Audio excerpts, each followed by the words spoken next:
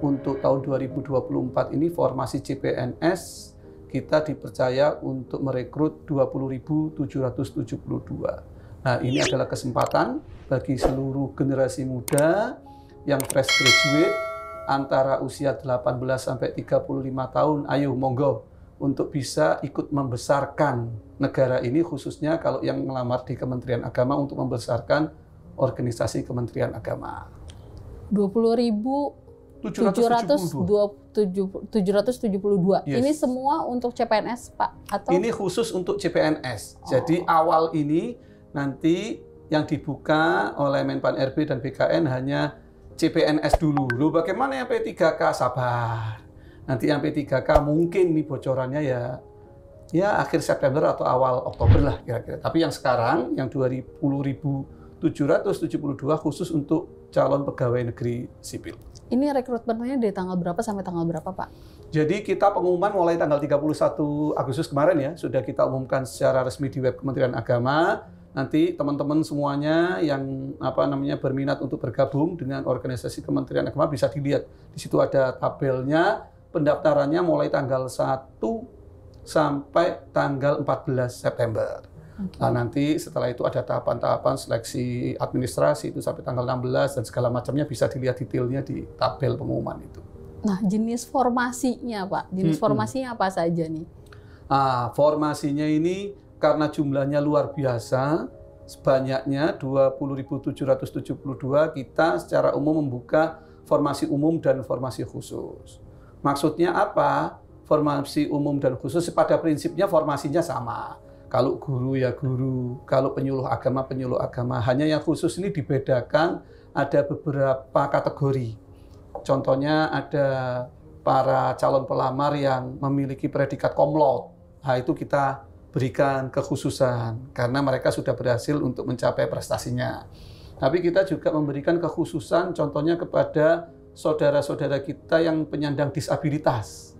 Ini juga tidak mungkin kita rekrut harus sama-sama dengan yang lain. Ini ada affirmative action.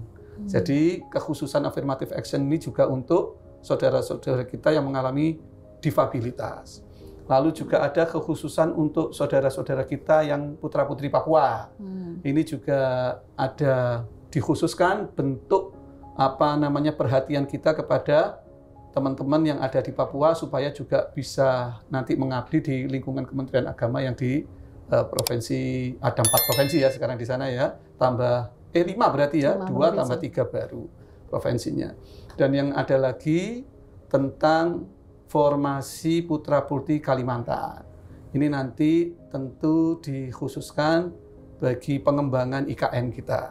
Nah, inilah beberapa yang disebut umum dan khusus. Tapi pada prinsipnya jabatan yang dilamar ya sama, semacam itu. Hanya kita memberikan affirmative action pada kelompok-kelompok yang kita anggap dengan formasi khusus itu. Nah, oke tuh. Jadi ini kesempatannya terbuka luas banget ya, Pak. Betul. Nah, satu lagi, ada yang terbaru dari Kementerian Agama, katanya tahun ini mulai mengafirmasi lulusan Ma'had Ali. Nah, itu bisa dijelasin nggak sih, Pak, itu apa? Ya, betul. Ini alhamdulillah pada era Gusmen ini akhirnya setelah hasil diskusi beliau dengan Pak Menpan RB dan Kepala BKN, akhirnya mulai tahun 2024 ini untuk rekrutmen CPNS memberikan kesempatan kepada putra-putri kita yang berasal dari lulusan Ma'had Ali.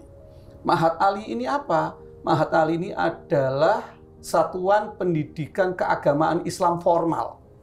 Nah, pertanyaannya, kenapa kok cuma Ma'had Ali, Pak? Sebetulnya Gusmen ingin mendorong seluruh pendidikan keagamaan, agama-agama yang lain juga bisa diberikan kesempatan seperti alumni Ma'had Ali. Hanya sayangnya memang kebetulan dari teman-teman yang Kristen, Katolik, Hindu, Buddha, Konghucu masih berproses ini untuk pendidikan keagamaan formalnya. Kebetulan yang sudah siap adalah pendidikan keagamaan formal yang Islam. Apa itu Ma'had Ali? Jadi ini setara dengan S1. Makanya karena setara dengan S1, mereka tahun ini alhamdulillah hasil diskusi Gusmen dengan Pak Menpan RB dan juga dengan BKN dan tentu dengan izin dari Pak Presiden diberikan akses untuk para santri ini. Tapi sekali lagi saya garis bawahi sebetulnya yang didorong bukan hanya dari kalangan teman-teman Islam ya. Loh Pak, kenapa kok yang lain tidak diberikan akses? Bukan tidak diberikan akses, masih belum punya pendidikan keagamaan yang level tinggi. Itu Mbak. Oke. Nah itu berapa banyak Pak jumlah formasi yang diafirmasikan untuk Mahat Ali? 5.900 sekian ya. Saya coba nih saya cek datanya ya. Jadi untuk Mahat Ali itu ada sekitar 5.915 formasi. Oh, 5.900. Tentu ini formasi-formasi yang terutama ya, yang instansi pembinanya adalah Kementerian Agama. Apa itu Pak? Contohnya Pak? Ya guru. Guru ini sebetulnya instansi pembinanya adalah Kemendikbud, tapi untuk guru agama tentunya. Guru agama dibuka untuk lulusan Mahat Ali. Penyuluh agama Islam ini dibuka untuk para alumni Mahat Ali. Penghulu, penghulu ini juga dibuka untuk alumni Mahat Ali.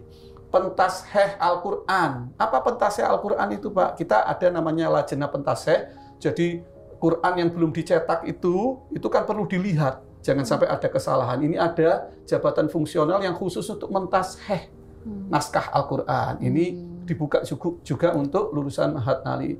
Lalu pengembang tafsir Al-Quran. Ini juga kita buka. Dan terakhir kita punya JF baru yaitu pengawas jaminan produk halal. Ini juga dibuka kesempatan untuk para alumni Mahat Ali untuk bisa ikut mendaftar di CPNS tahun 2024. Oke, ini terbuka luas banget. Iya. Kemudian yang jadi pertanyaan, apa yang harus dilakukan oleh calon-calon PNS ini, Pak? Iya, tentu para pelamar adik-adik ini ya, adik-adik yang enggak ya, kalau yang usia 30 berarti ya tetap adik saya ya. Ini kok merasa muda terus. Jadi adik-adik para fresh graduate ini tadi disebutkan pada umumnya rentang usianya adalah 18 sampai 35 tahun. Kecuali untuk formasi dosen yang lektor, yang sudah doktor, itu bisa kita kasih kesempatan sampai maksimal usia 40.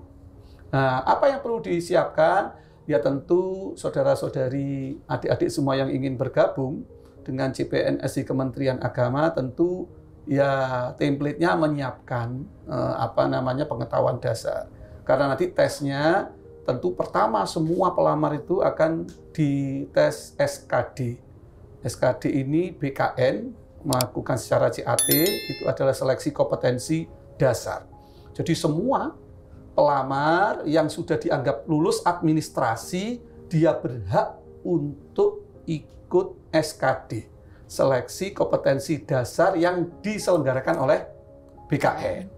Nah, dari SKD ini nanti diambil 3 kali formasi. Formasi Kementerian Agama berapa tadi? 20.772 dikali 3. Berarti 60.000 berapa itu? Jadi kalau yang semuanya yang daftar 1 juta, mudah-mudahan tembus gitu ya, semangat semuanya ya.